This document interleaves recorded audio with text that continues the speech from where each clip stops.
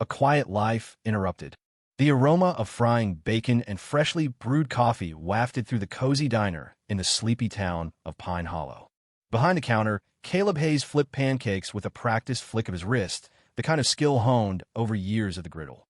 Morning sunlight poured through the windows, painting golden streaks across the scuffed linoleum floor and the faded red cushions of the booths.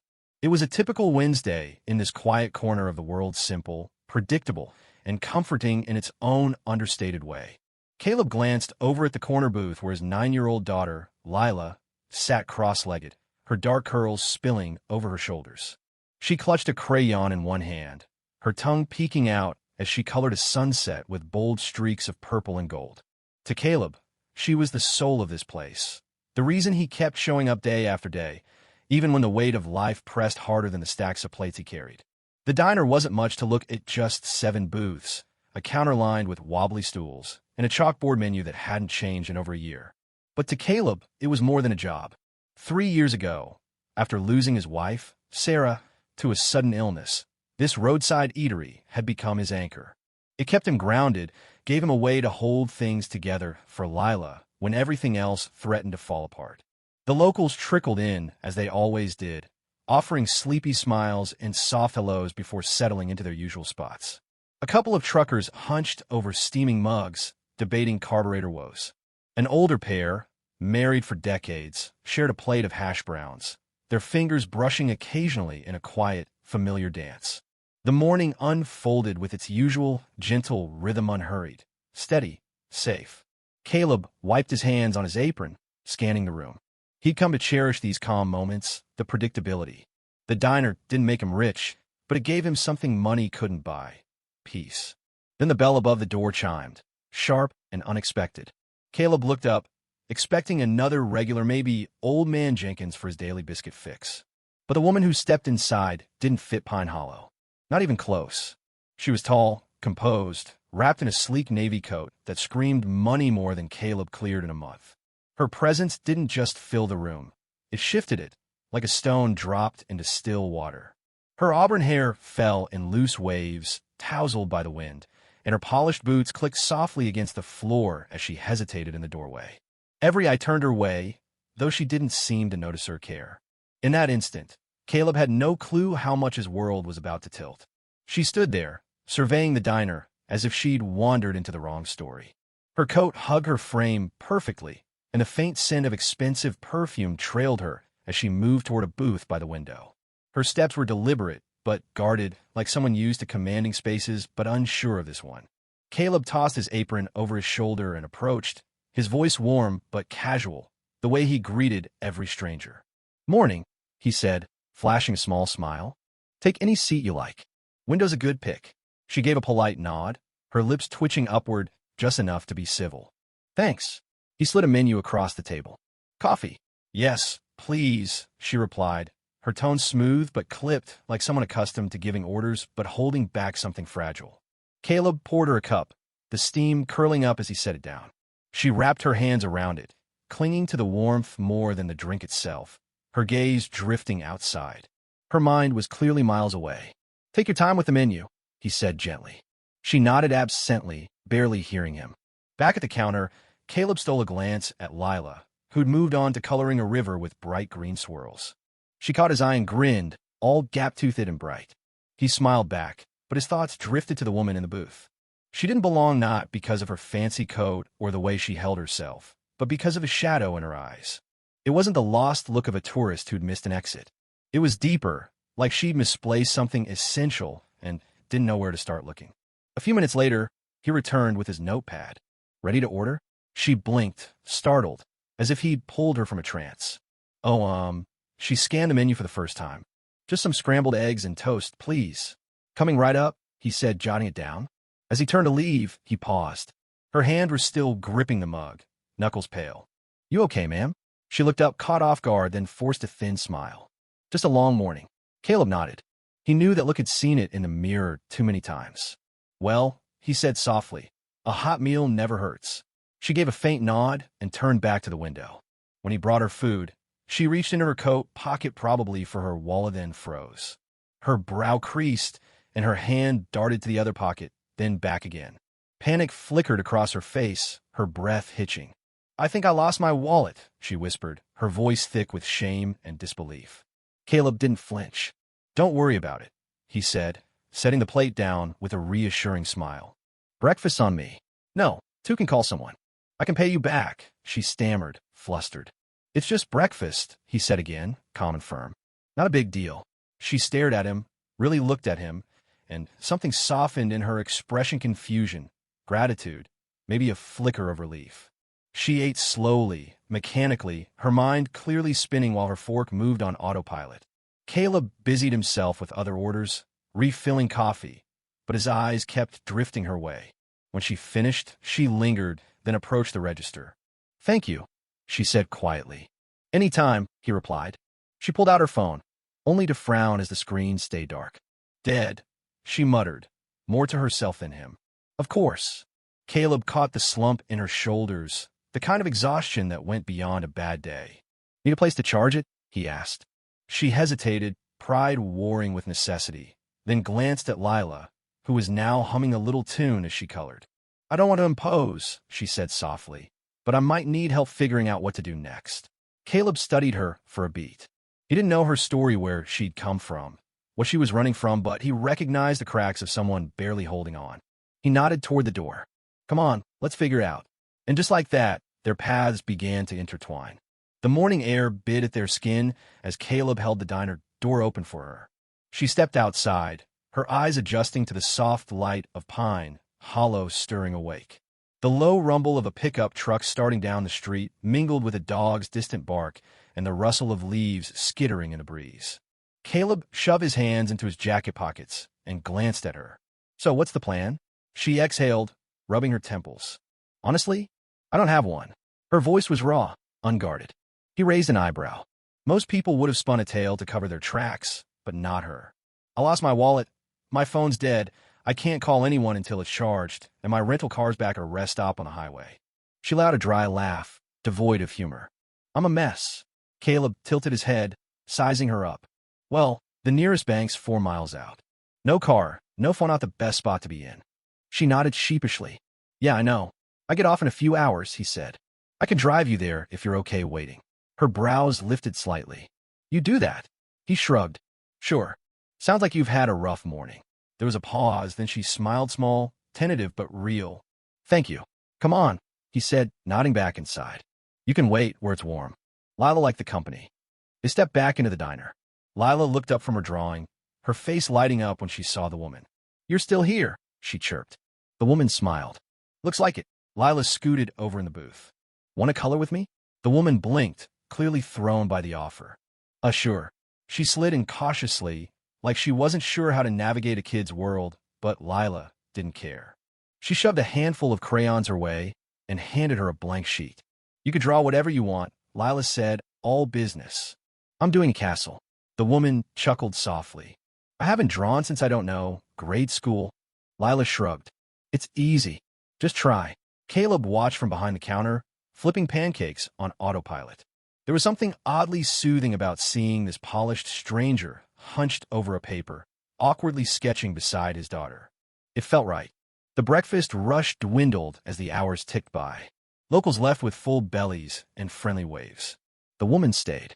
By the time Caleb untied his apron and rolled the stiffness from his shoulders, it was nearly noon. "All right," he said, stepping out from behind the counter. "Let's get you to that bank." She stood, brushing off her coat, but before they reached the door, Lila piped up. "Are you coming back for supper?" The woman froze, caught off guard, and glanced at Caleb. "Lila," he said gently, "you can't just invite folks like that." "Why not?" Lila frowned.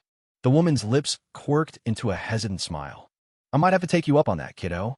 Caleb shook his head, amused, and didn't argue. The drive to the bank was quiet. She stared out the window, watching pine trees and fields blur past a stark contrast to whatever urban jungle she'd left behind. "So," Caleb said, breaking the silence, "where are you from?" She paused. "Boston." "That explains the coat," he said with a faint grin. She let out a short laugh. "Yeah, it doesn't exactly scream small-town diner, does it?" "Not quite," he said, smirking, "but you're holding your own." They pulled up to the bank, but when she emerged 15 minutes later, her face told the story. "No luck," Caleb asked. They won't issue a temp card unless I verify my ID in my home branch, she said, deflated. I need another plan. He nodded slowly. Well, if you got nowhere else tonight, I've got a spare room. She stared at him, blinking. You don't have to, yeah, he cut in, but maybe I want to. Her name was Evelyn Brooks, sir. So she told a man she planned to stay one night, maybe two. But one morning bled into the next, and soon she was waking up in Caleb Hayes's modest guest room for the fourth day running. Still no wallet, still no reliable phone signal, and still not ready to face the life she'd paused. She started pitching in washing dishes after dinner, folding laundry with Lila while the girl chattered about her day. Mornings found her back at the diner, pouring coffee, delivering plates, learning who liked their eggs sunny side up and who needed extra hot sauce. And, to her surprise, she liked it. Tired, sure, but happy.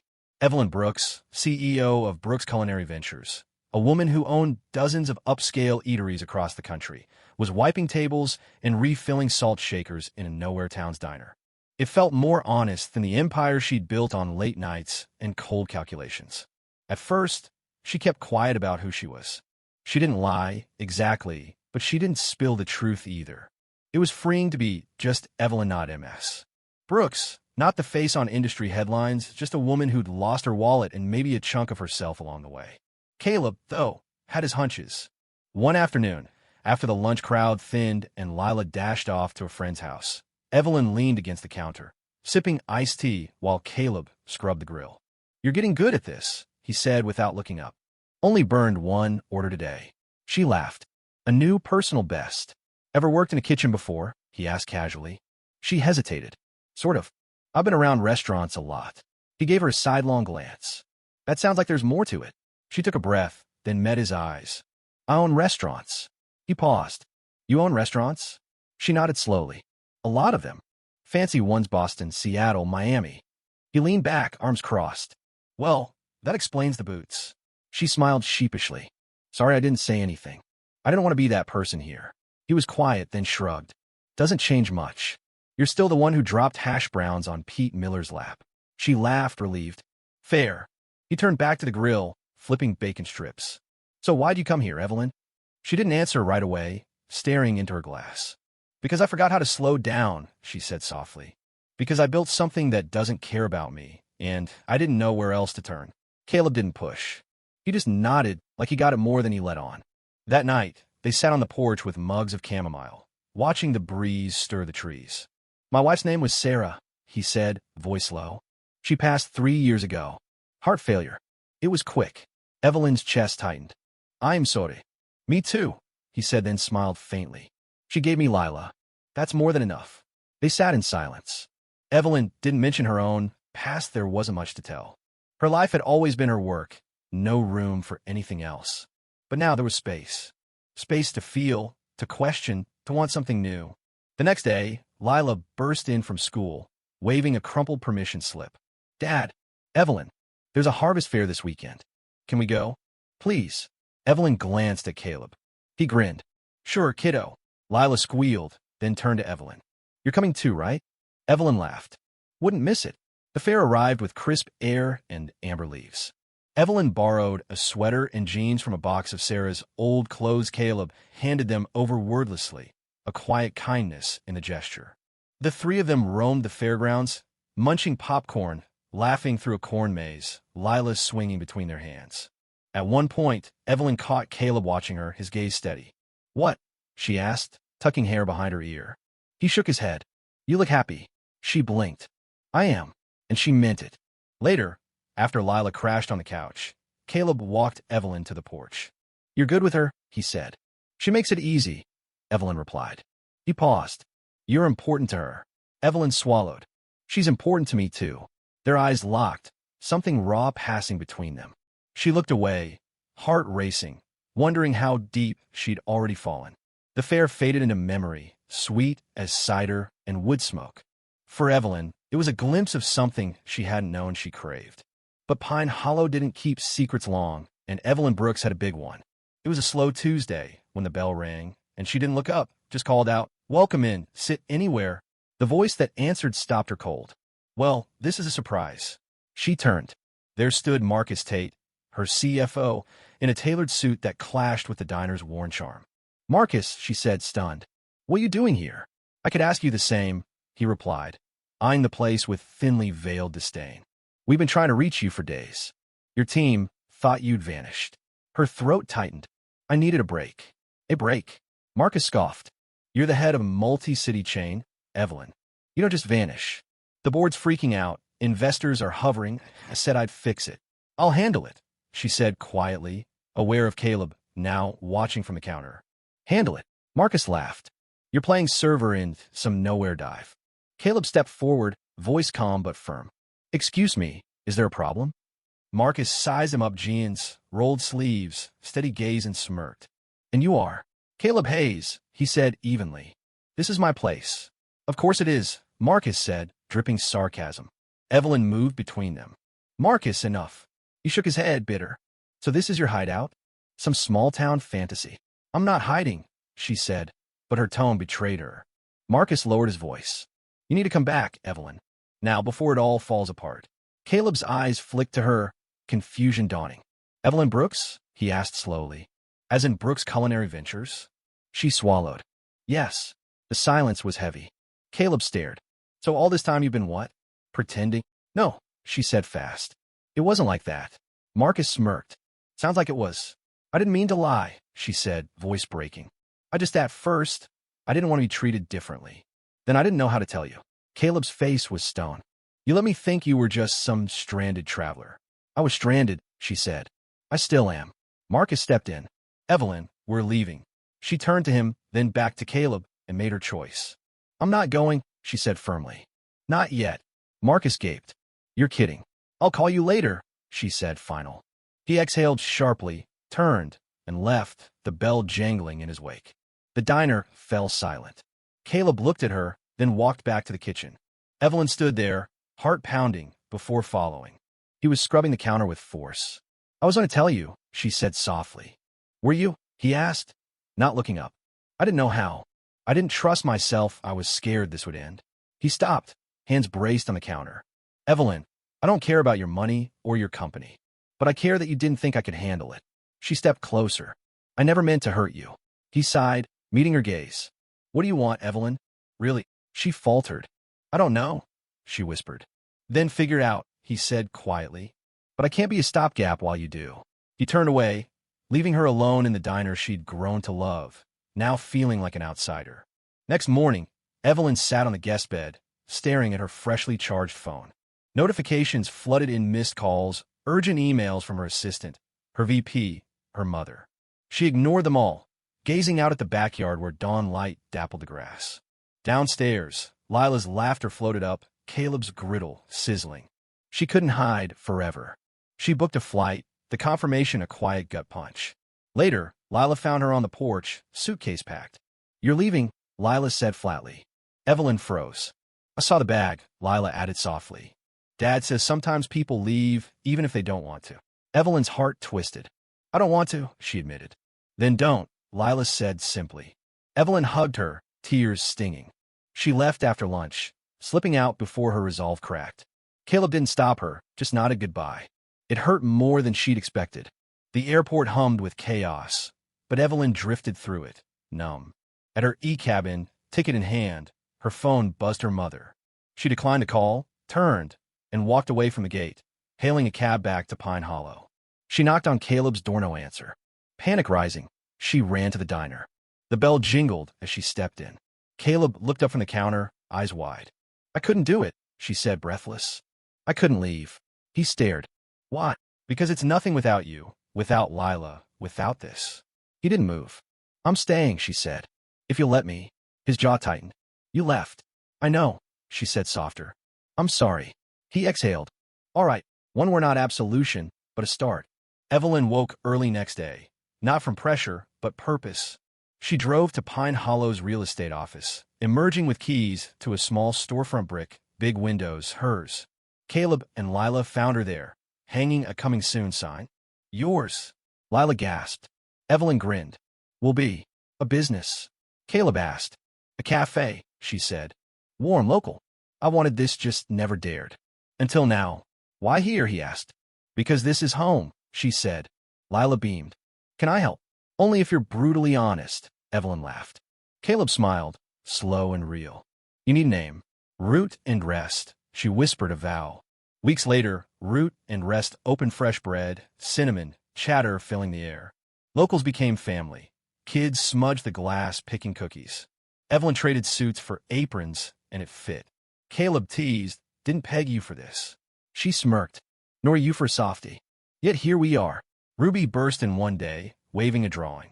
I won the art contest. It's at the fair. Evelyn gasped. I'm there. At the fair, they stood before Lila's painting a house, a cafe. Our home scrawled below. Caleb took Evelyn's hand. You okay? I'm home, she said. He squeezed. Yeah, you are. A year after returning, Root and Rest thrived. Evelyn woke beside Caleb, grateful for his pancakes, Lila's sketches, this life. Today, she had a Planis simple gold ring engraved our start. She'd never pictured proposing, but love wasn't rules, it was choice. After Lila's sleepover, the cafe closed early. She faced Caleb by the fireplace. You never asked for promises, she said, but I want to make one. This life, this messy, beautiful thingy's all I want. Will you marry me? He paused, then grinned.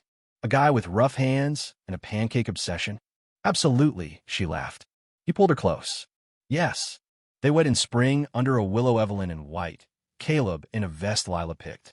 Ruby's speech broke hearts. Soon, they learned of Nora Grace Hayes' unexpected, perfect. Lila drew their family, complete. 2 years later, Nora's coos filled their louder, fuller home. On the porch, stars above, Caleb said, crazy how much changes. Evelyn leaned in. Change made us who we are. Bravest woman I know, he murmured. I just stopped running, she said. Their home pulsed with life, not chance, but choice.